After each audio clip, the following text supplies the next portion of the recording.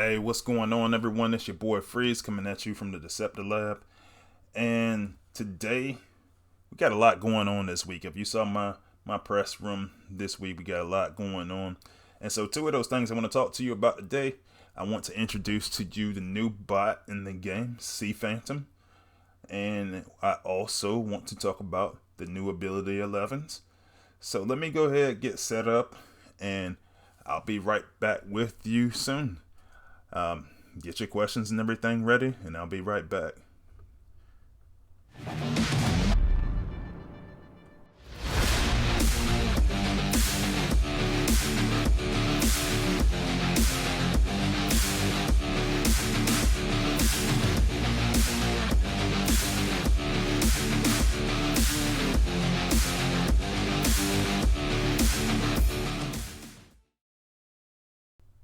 All right, so we are back, and let's go ahead and talk about it. Let me pull up my notes real quick. But while I do that, let's go ahead and pull up the notes and the statistics for Sea Phantom. And yeah, so this is our new bot. As always, I carry my bots up to level 61 just so you can kind of see where you're going to be at and where you're going to spend the most of your time up there in those 60s. It takes a little bit longer to level. And so this is what we got for him. And yeah, and he's a gunner class, so I generically just added the volatile mixture to him just to make sure that just to make sure I can capitalize on some of his abilities. So that's what we got there. And let's see. Yeah, and I put Crater Make on him, and kind of just like a token that I put for him. I put him in there. Now I'll tell you what, a lot of the playtesters, they were talking about on the Autobot side for their bot world, they were talking about using glitch, which will be our Gator Face, will be who we talking about on our side. I didn't like that too much, and one of the reasons why I didn't like that is if you look at this bot, he's got two abilities, and so the first one is the Guided Rocket. In this particular case, the Guided Rocket at level 10, level 61 for the bot. 4 rockets, and the damage is what changes, so it'd be 6,357. And then he's got a second ability, so not a triple changer, but they added 2 abilities. The abilities don't stack, and that's one of the things that I didn't particularly like about this bot. I just think give him one really good ability, but the second ability is your Acid Thrower. And that's going to be dealing, in this particular case, 4,172 over six seconds. So 2 abilities, you got a chance. I'll show you in a little bit the cost on the abilities. It's pretty good, and he's got a passive ability that I felt like was a pretty good concept. So let's try Sea Phantom out in battle real quick. And I'll carry him to zone 15. And oh man, it's my boy Goose up there. Let's see how it goes, man. He's pretty solid dude, so we'll see how it goes. I'm just testing anyway, so no worries. But all right, so I'm gonna use Sea Phantom. And so one of the first things that I want to look at here is that I'm just going to let him run for a second. You see that he's got that passive ability. He has a minigun that comes out every so often. But man, that damage is low. It goes from 20, it goes from the 20s to the 40s to the 60s. I wasn't over impressed with that. I love the concept, the minigun. They's like, hey man, we're going to put like on the bot, we're going to put something that's kind of like the minigun MDS on him, right? And then it does that, like very, very little damage.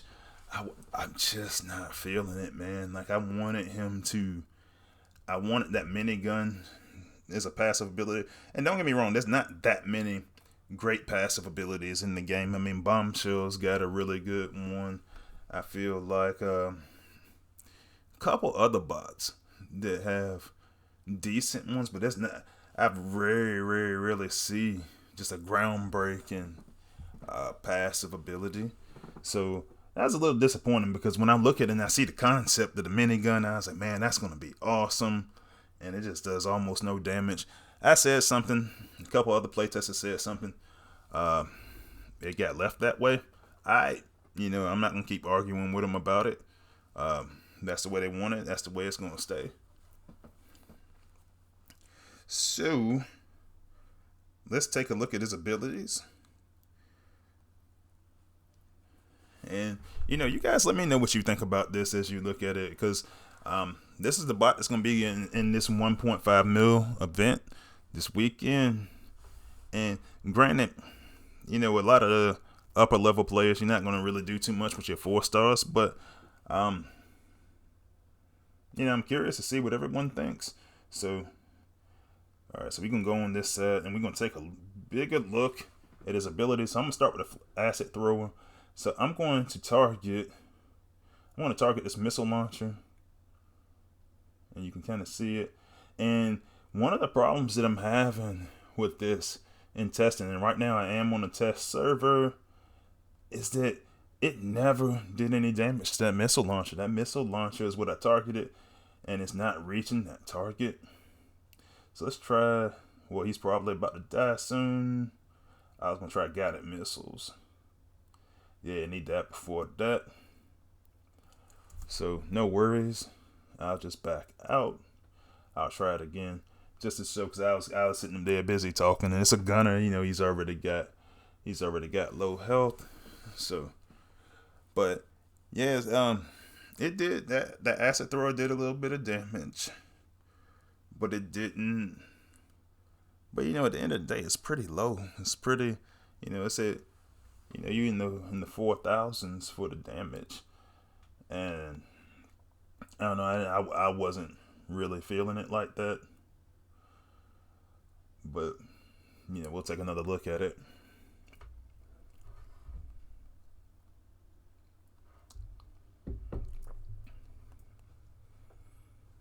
And I think what it is so when you look at the ability cost, I think what they're banking on, what Spaceship is banking on, is that for the ability cost.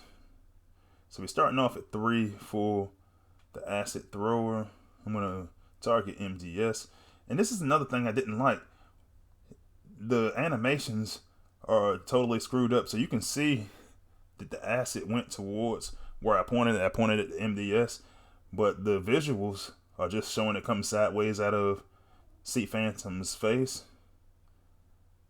And then I'm using some guided rockets. They didn't do too much to the MDS. Let's target something else. Let's target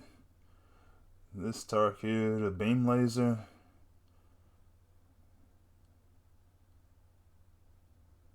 Alright, it clears the beam laser out. So that's one of the weaker health defenses out there.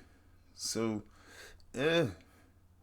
I'm not sold on this bot, guys. I'm really not. I think that there's some work. I wanted some more work with the animations, and I think a lot of that comes from.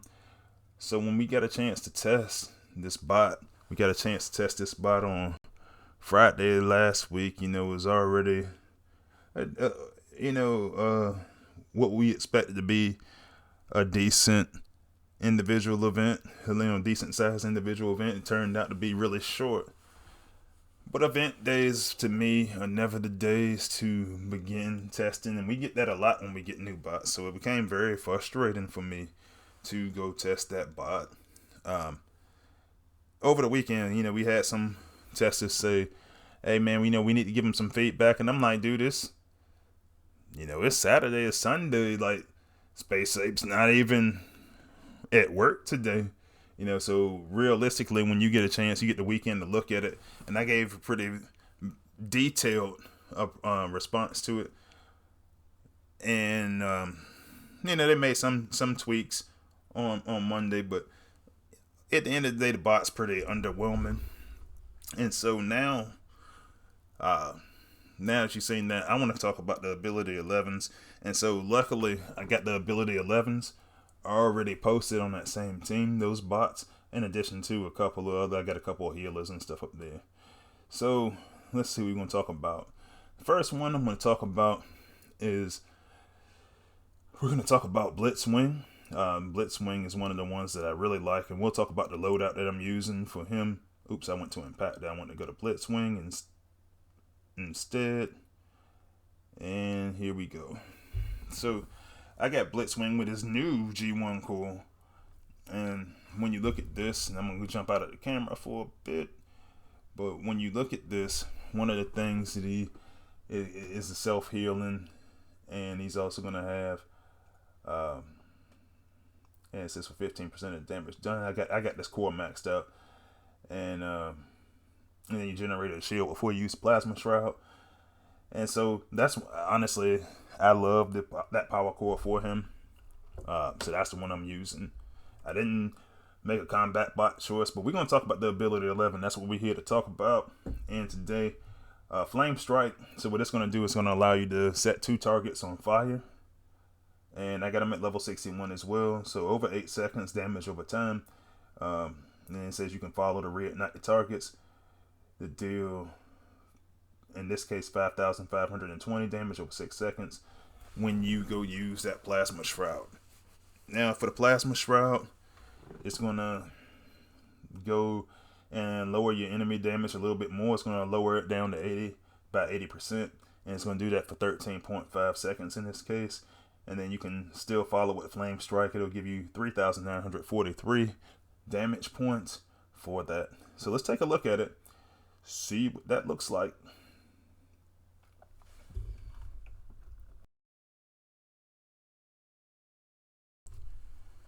Alright, and I actually backed out for a second. Let's go back to that team and let's use them in gameplay. And so for me, I like to try to use these guys in the prime zone, just so we can see some of the effects that come along with it. But yeah, it's this is one of my ones I like. There was some discussion about trying to make it stronger. But I think when Space Ape tried to mess around with it, it was a little bit too strong. So they went back to the original version. So for me, one thing that I like to talk about when I talk about this is that, after the newsletter came out, I was talking to some players about it, is this Flame Strike. This ability actually encourages me to use Flame Strike first. I know most players probably use the Plasma Shroud first. But when you check this out, I use that Flame Strike, goes to 2 targets, starts the damage over time, and you just follow up the Plasma, and in most cases it's going to knock out both targets. Let's try it on MDS. Alright, so there we got MDS. And I just like testing stuff. Yeah, got rid of it pretty quickly. You know, but I say a lot of people will numbers crunch it ahead of time and say, oh, whether it's not going to be what war league it's going to be effective in. When I'm on a playtest server, I just test. And so one of the things I do like to do to test is to go into the Prime League and just see if it's using, even if it's not using the entire setup for the Prime League effects. It is using some of them, so I like doing it that way. But I think that it's pretty good at Flame Strike. I think it's some encouragement to use it twice. But let's go back and use the Plasma Shroud twice and see how that looks.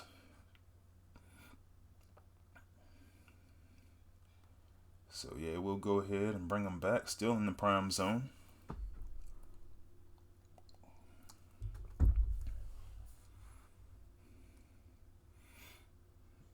And yeah, this will be, I think this will surprise everyone a little bit. I thought it was pretty decent. I will say, a lot of the playtesters didn't particularly care for the ability. So I think that it's alright. So this time I'll just go shoot it in this little gap in between the mortar, the MDS, and a couple other things. Alright, didn't reach the MDS, that's alright.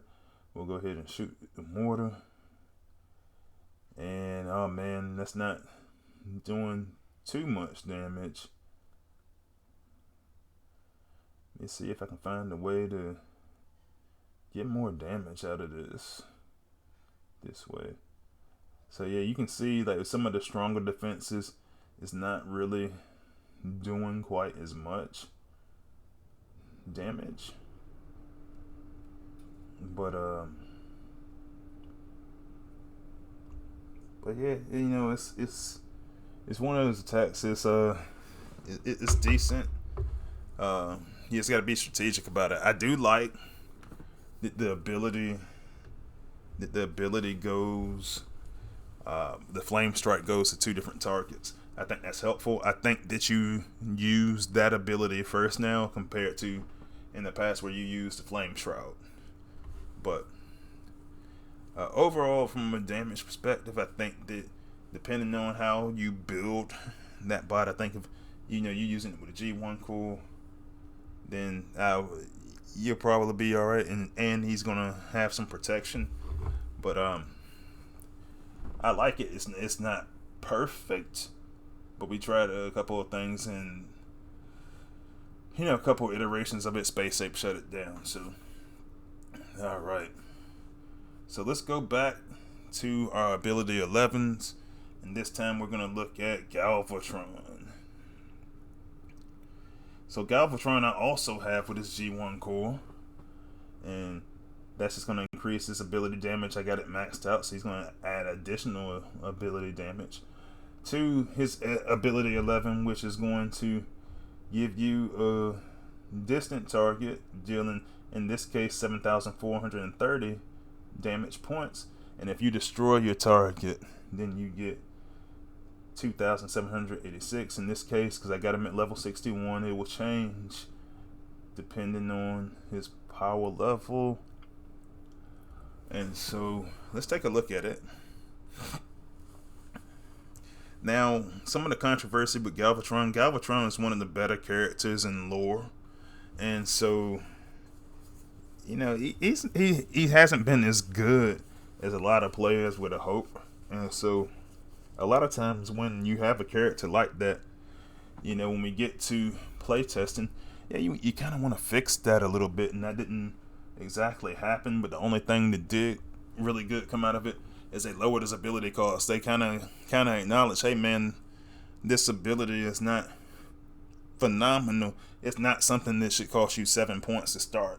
So they went from 7 plus 3 to 5 plus 3. But let's take a look, see where we can get with the Galvatron. And that's not going to work because there goes Chromia. But before I do, I'll go attack autocannon, and the autocannon and the Prime Zone does not die. And now I'm trapped by her. Yeah, I'm trapped by Chromia then. So yeah, it does have a little AoE damage, which is kind of helpful, like especially in this case where I've got the MDS there. It took it down quite a bit with the AoE damage. If I wasn't stunned by Chromia, I'd re-attack somewhere. But it's just not powerful enough with the self-heal on the autocannon. That didn't take it out. But I do like the area of effect to get additional targets. I also, look at the visuals on this thing. I think the visuals on here are pretty good for the Galvatron ability 11. And so a lot of the things we were talking about in playtesting was getting some of these bots up to the point where they can be war worthy. And honestly, like in Galvatron's case, I'm still not pursuing him to go use him in the war. But I know people that are fans of him that might. And honestly, I mean, like, for the people that know how to use him and use him well, might be worth exploring. But, here, I'll hit a laser turret. It gets it easily. And it gets some good damage on the rest of those defenses that are around them, the rest of the buildings that are around. So it's not terrible. It's just not going to. I don't think it's going to completely blow anyone away.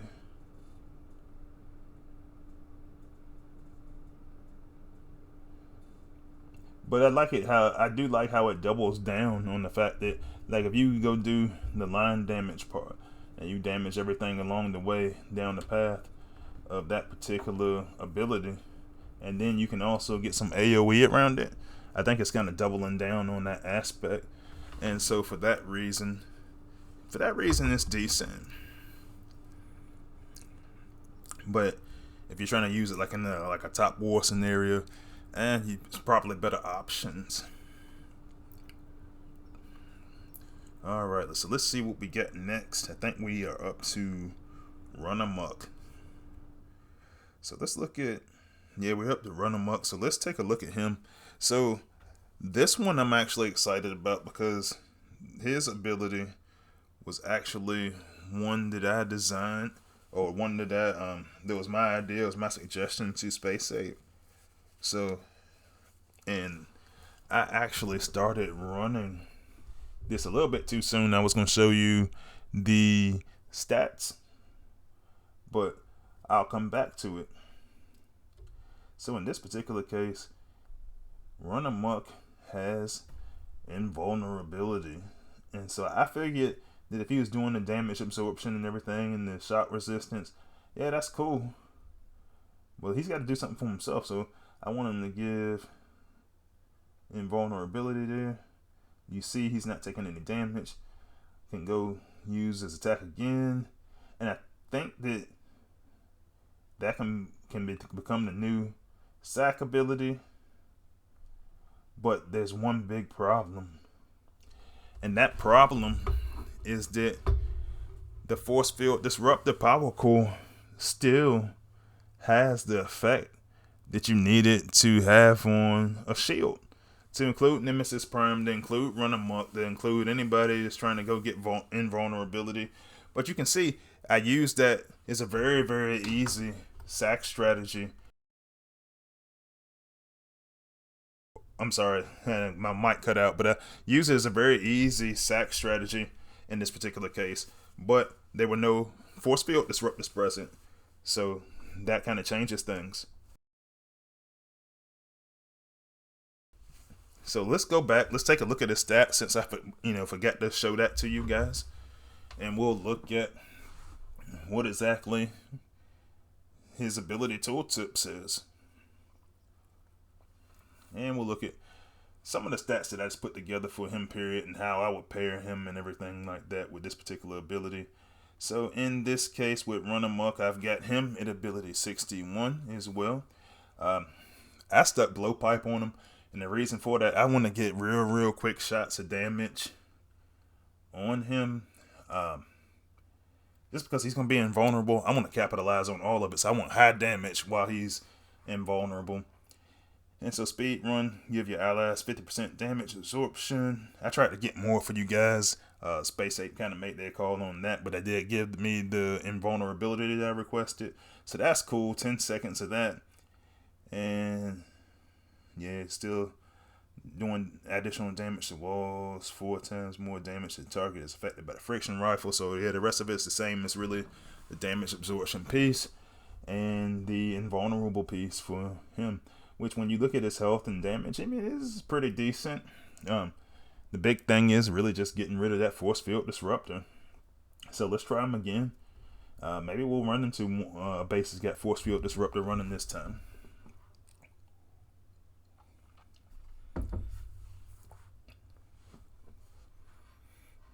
So I know when we first started testing, everybody kind of agreed that, hey man, this is the better of the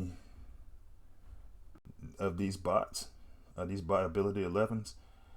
And then I think that we got to a point where everybody was like, oh, okay, well, we wanted more. We wanted to try to tweak some stuff and didn't get a chance to tweak as much as we wanted.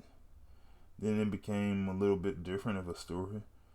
But I think it's pretty cool. And so now you can see that he's being affected by the force field disrupting, and it takes him right out. So it's one of those things you have to be careful with.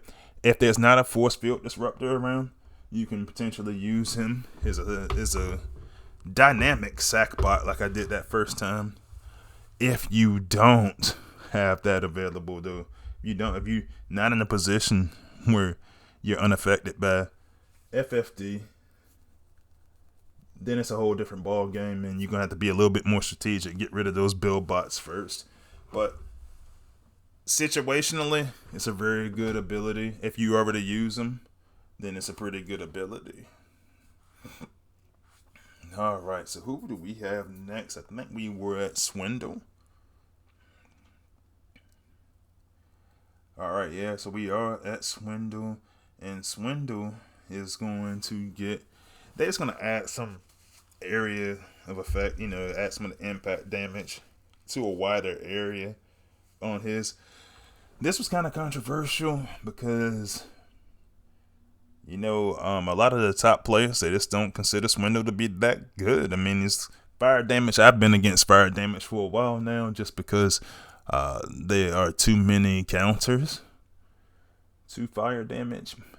And on top of that, fire damage is damage over time. So one of the big arguments that came up in playtester circle is that, well, what if they got healing cores on the build bots? Which is a good point. I'm not going to say that it's a bad point, but those healing build bots are supposed to be a counter to certain attacks. Do we really want to get, and that's my argument was, we really want to get into counters for the counter? And so this is kind of what we got stuck with.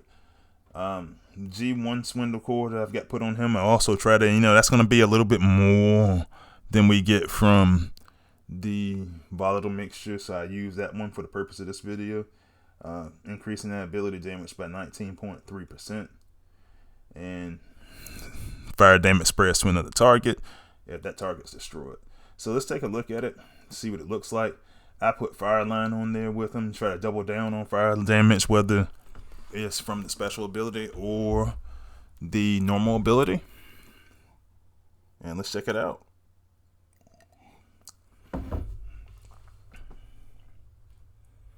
So in this case, I put some extra healers up here, so I'm going to use those healers. Just try to keep them alive so we can kind of get a proper demonstration. And see, this is what I was saying when I go use my combat here, fire line. I can get fire coming out everywhere. So now I add some range to it with the ability, and that's a much wider range than he originally had, and I can just use this for some really, really good pathing techniques.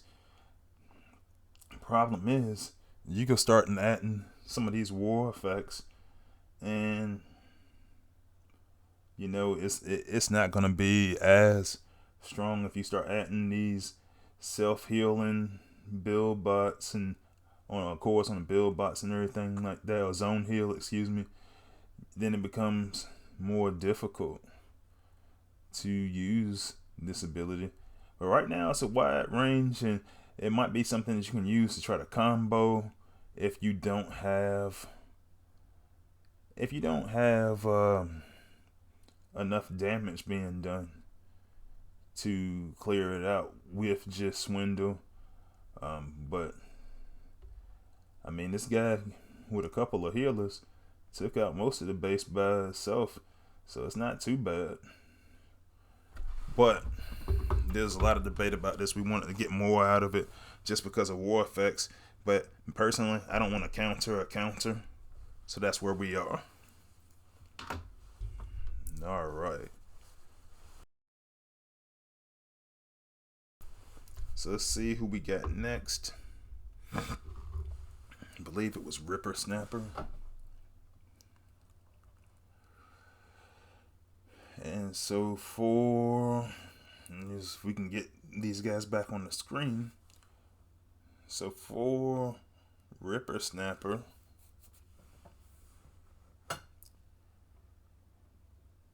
he's got the ability 11 that basically is going to add 20 more percent to his critical hit possibility. So I believe it was 50%. It goes up to 70. And I'll be honest, I don't mind that ability too much, but it's not one of those ones that is gonna dazzle me because I don't like chance abilities. I like to know exactly when something's gonna happen and how it's gonna happen. And in this case, and a lot of people, it's their favorite abilities because it's like, hey man, you got 70% chance of getting a critical. All right, cool. And it's just like, all right, well, is it gonna be at the right time for me? But I will say, 70% chance, those are really, really good chances. So let's zoom in and see if we can catch this critical hit. So I'm going to go ahead and use his ability where he's not taking any damage.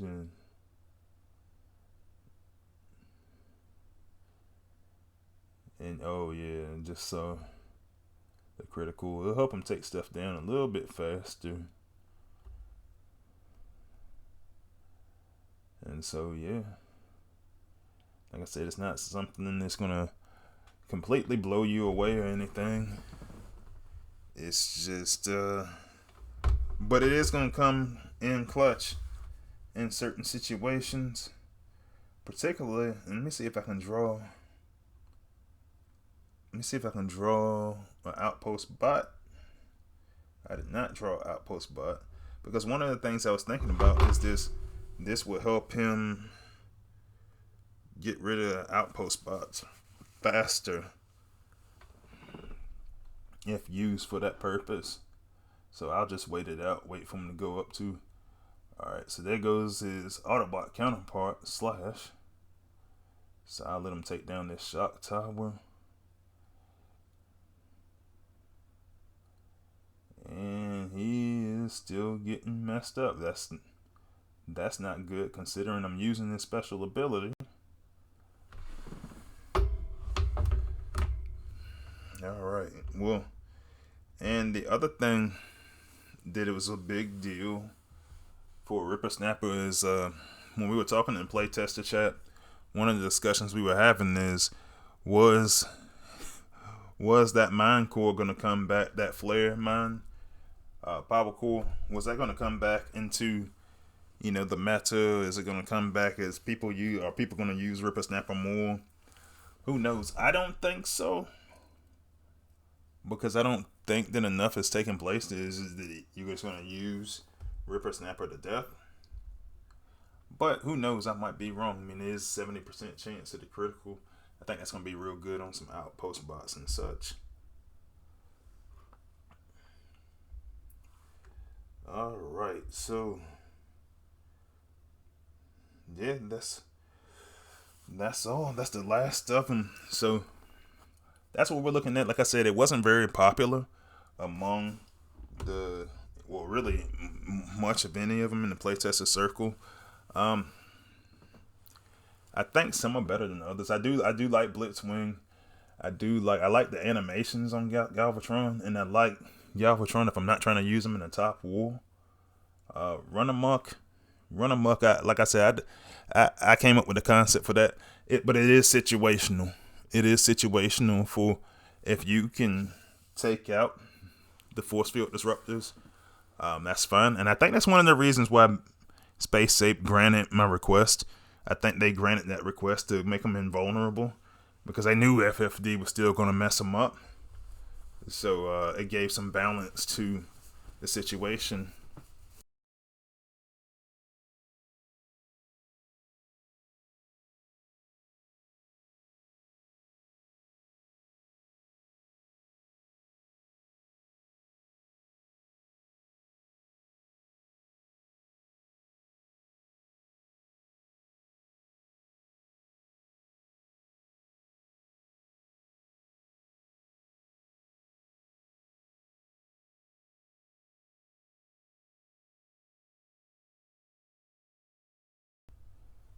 Oh man, I lost my mic for a second. Excuse me, guys. But one of the things, I was trying to switch over to the Deceptilab, but something froze up with my camera. Let me check it out for a second and see if I can get it to come back. All right, and I'm back. And so, yeah, so we got a chance to look at some of the ability 11s. We got a chance to look at Sea Phantom today. Honestly, man, with the playtest community, there was a lot of there was a lot of people who were dissatisfied with the bot and with the ability 11s. What do you guys think? Let me know. And honestly, what I'm going to do, I'm just going to drop my Discord information. So if you're not already on my Discord server, I want to have an actual conversation about this. What would you have liked to have seen for the ability 11s? And what I'll probably do is going forward, kind of ask some of those questions once Space Ape actually releases the bots. I asked a couple of players that I knew who really liked these particular bots, what their opinions were. But I don't know. We'll see, man. That's like I enjoy most of the abilities. I think that if you want to try to use these in some of the upper level wars, it might not quite be there yet. But let me know, are you guys going to invest in this? Hit me up in the comments. Hit me up on the Discord server. I'll leave the information for the Discord server in my about section in my channel and also in the description of this video. But if you like my content, go ahead and leave a like. And other than that, I will see you guys on the battlefield. So take it easy. Freezy is out.